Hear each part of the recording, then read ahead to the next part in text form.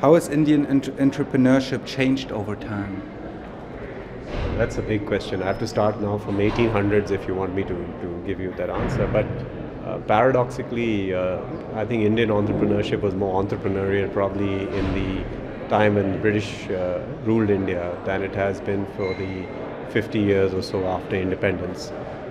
If you actually look at India now, I think you are really now beginning to see the first shoots of true entrepreneurship beginning to grow. What existed 50 or 70 or 80 years ago is slowly now beginning to come back in India. But there's been a 50-year period where I would say you didn't have entrepreneurs. You had, not by the typical definition of an entrepreneur, you had different types of entrepreneurs. You know. So what would you say are these key drivers that now enable this kind of entrepreneurship? I think the biggest change comes in the marketplace. So you want to be an entrepreneur, you have to have an environment that encourages entrepreneurship. To that extent, even today in India, I would say that true environment for entrepreneurship is not really present in at least one or two parts of the economy. It's very prevalent in the services side of the economy because the regulation out there is very, very different.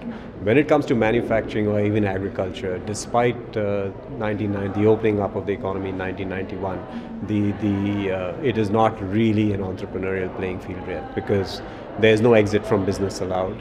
We have more controls on our manufacturing than most other people. A lot of industry is still licensed, so there's no exit from an employment. If there's a downturn in business, you cannot just lay off people or do that. So there are still a large number of issues that affect the manufacturing and the agricultural sector, which don't affect the services sector. And therefore, a country like India, 52% of GDP comes out of services. Why? Because every entrepreneur who looks at it says, I will go into services where the infrastructure, the environment for entrepreneurship is ripe. I will not go to manufacturing because it is just not ripe. You just spoke about infrastructure and this challenge that it presents also in India. What is your look on the terms of infrastructure? We talk about the more general understanding of infrastructure in terms of manufacturing. In terms of manufacturing, are you in a position where you can take your electricity supply for granted? Answer is in large parts of India, no. All right. Are you in a